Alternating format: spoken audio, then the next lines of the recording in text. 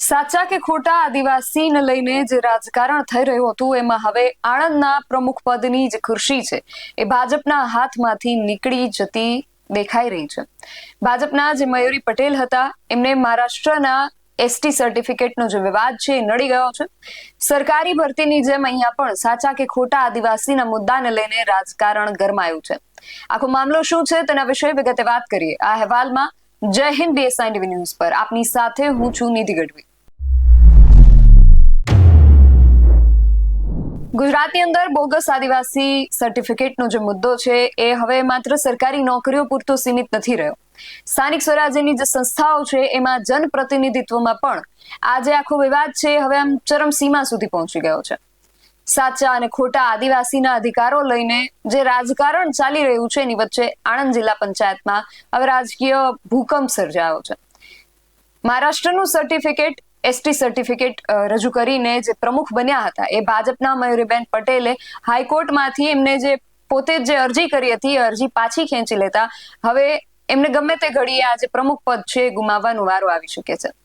સૌથી પહેલા તો આખો વિવાદ શું છે એના વિશે તમને વાત કરું તો આણંદ જિલ્લા પંચાયતનો જે આખો વિવાદ છે એ સ્થાનિક સ્વરાજ્યની ચૂંટણી પછી 27% OBC અનામતના રોટેશનના કારણે આણંદ જિલ્લા પંચાયતમાં જે પ્રથમ 2.5 વર્ષ છે એના માટે પ્રમુખનું જે પદ છે એ એસટી આદિવાસી એસટી માટે અનામત રાખવામાં આવેલું છે.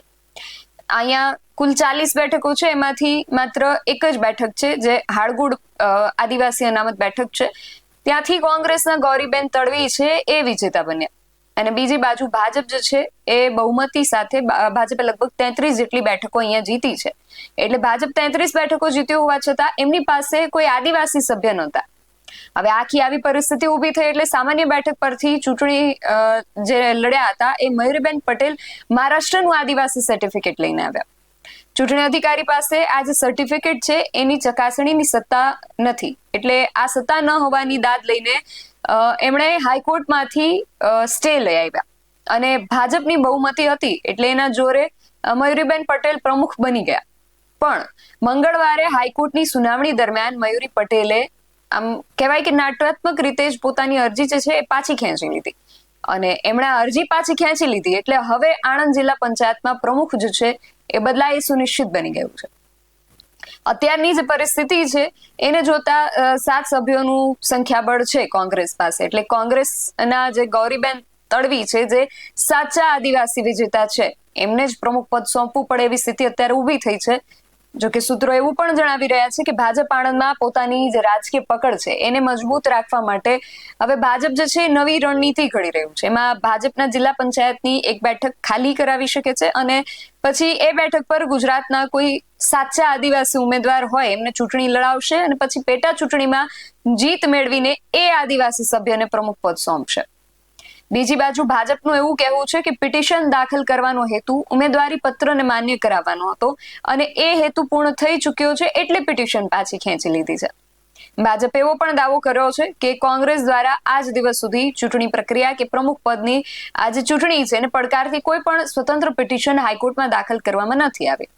એટલે હાલ કહી શકાય કે બંને પક્ષો પોતાની જીતના પ્રકારે દાવા કરી રહ્યા છે પરંતુ સમગ્ર જે મામલો છે એ હવે કાયદાકીય આ મામલાને લઈને જે કાયદાકીય નિષ્ણાંતો છે એનું અર્થઘટન જ અંતિમ માનવામાં આવશે. જો કે કોંગ્રેસના જે નેતાઓ છે એમણે તો મીઠાઈ ખવડાવીને ફટાકડાઓ ફોડીને વિજયોત્સવ પણ મનાવી લીધો છે. સમગ્ર વિષયને લઈને કોંગ્રેસના દિગ્ગજ નેતા ભરતસિંહ સોલંકી શું કહી રહ્યા છે એ પણ સાંભળીએ.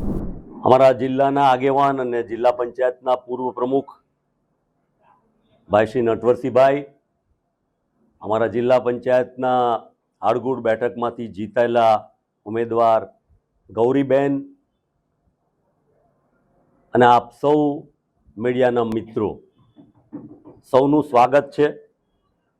આજે અમને જે જાણવા મળ્યું અમારા હાઈકોર્ટ અને સુપ્રીમ કોર્ટના વકીલ જે એપિયર થયા હતા આજે અમારી જિલ્લા પંચાયતના પ્રમુખની પિટિશન બાબતે, ત્યારે અમને ખૂબ આનંદ સાથે અમારા વકીલોએ જણાવ્યું કે ગુજરાતના હાઈકોર્ટના આ ઐતિહાસિક ચુકાદામાં અમારા જિલ્લા પંચાયતના પ્રમુખના ઉમેદવાર ગૌરીબેને જે ફોર્મ ભર્યું હતું અને એ ફોર્મને જિલ્લા પંચાયતના ચૂંટણી અધિકારીએ મંજૂર કર્યું હતું અને સાથે સાથે ભારતીય જનતા પાર્ટીએ જે ઉમેદવારનું ફોર્મ ભર્યું હતું એને રિજેક્ટ કરવામાં આવ્યું હતું, જેની સામે ભારતીય જનતા પાર્ટી હાઈકોર્ટમાં જઈને એમણે સ્ટે ઓર્ડર લાવી અને અમારા ઉમેદવારનું ફોર્મને એને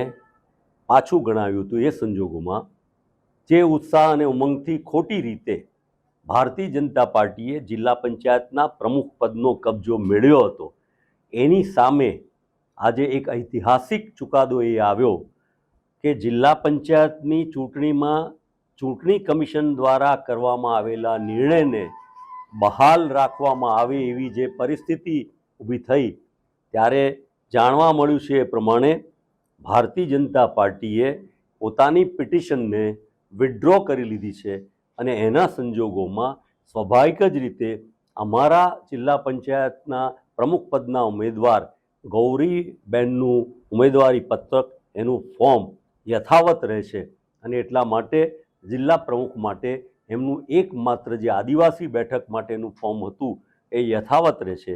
એટલે સ્વાભાવિક જ રીતે હવે આવનારા સમયમાં હાઈકોર્ટનો ચુકાદો જે પહોંચશે જિલ્લા પંચાયત પાસે, એ દ્વારા આવનારા 1-2 દિવસમાં જ જિલ્લા પંચાયતના નવા પ્રમુખ તરીકે અમારા ગૌરીબેનને નિમણૂક કરવાનો એ સમય આવશે. એ અમારા સૌને માટે, કોંગ્રેસ પાર્ટી અને પંચાયતી રાજ માટે અને ન્યાયતંત્ર માટે અને લોકશાહી માટે એક જ્વલંત વિજય છે. જો કે આ પ્રકારના જે સાચા ખોટા આદિવાસીનો વિવાદ છે એ આણંદ પૂરતો સીમિત નથી રહ્યો. આપણે તાજેતરમાં જોયું કે નર્મદા જિલ્લામાં પણ ભાજપની અંદર જ આ પ્રકારનો એક મોટો બળવો જોવા મળ્યો છે કે નર્મદા જિલ્લાના જે ભાજપના પ્રમુખ છે નીલ રાવ, એમની સામે જ પક્ષના જે આદિવાસી સાંસદ છે મનસુખભાઈ વસાવા અને ધારાસભ્ય છે દર્શનાબેન દેશમુખ, એ બધાએ જ મોરચો માંડ્યો છે. એમની ઉપર પણ એવા આક્ષેપ થયા છે કે એમણે આદિવાસી મહિલા સાથે લગ્ન કર્યા અને હવે અન્ય જિલ્લાઓની જેમ નર્મદામાં પણ પોતાની પત્નીને એસટીની જે રિઝર્વ સીટ છે એના પરથી ચૂંટણી લડાવવા માટે આ નીલ રાવ જે છે આ બધો પેંતરો રચી રહ્યા છે. એટલે બિન આદિવાસીઓ અને આદિવાસીઓ સાથે લગ્ન કરીને એમના મૂળભૂત અધિકારોને અનામત ઉપર તરાપ મારી રહ્યા છે એવા આક્ષેપો ઉઠ્યા. અને એ પણ ઉલ્લેખનીય છે કે ગુજરાતમાં છેલ્લા કેટલાય સમયથી બોગસ આદિવાસી સર્ટિફિકેટના આધારે નોકરીઓ પણ મેળવવાના કૌભાંડો સામે આવી રહ્યા છે. પરંતુ હવે આ રાજકીય પદો મેળવવા માટે પણ આ પ્રકારના સર્ટિફિકેટનો સહારો લેવાતો હોવાનું ખુલતા આદિવાસી સમાજમાં પણ ભારે રોષ જોવા મળી રહ્યો છે. આણંદ જિલ્લા પંચાયતની પ્રમુખ પદની હવે આ જે ગૂંચવણો ચાલી રહી છે એમાં હવે આગળ જતા શું થાય છે, અત્યાર સુધી જે પ્રકારે પરિસ્થિતિ સર્જાઈ છે જોતા લાગે છે કે કોંગ્રેસના જે ગૌરીબેન તડવી છે એ જ આ બેઠક માટે ને એ જ આ પદ માટે દાવેદાર છે. પણ હવે ભાજપ આમાં આગળ જતા શું કરે છે, શું પગલા લે છે, અત્યાર સુધી એડી ચોટીનું જોર લગાવ્યું છે, આગળ જતા હવે ભાજપ આમાં શું પગલા લે છે એ પણ ખાસ જોવાનું રહેશે. તમારું આ સમગ્ર વિષયને લઈને શું મત છે, તમારો મત અમને કોમેન્ટ બોક્સમાં ચોક્કસથી જણાવજો. આવા જ અહેવાલો સાથે મળતા રહીશું. તમે મારી યુટ્યુબ ચેનલને સબસ્ક્રાઇબ કરવાનું અને અમને ફેસબુક અને ઇન્સ્ટાગ્રામ પર ફોલો કરવાનું ભૂલશો નહીં. બાકી અવનવી અપડેટ્સ માટે આપ જોતા રહો BSI ટીવી ન્યૂઝ. નમસ્કાર.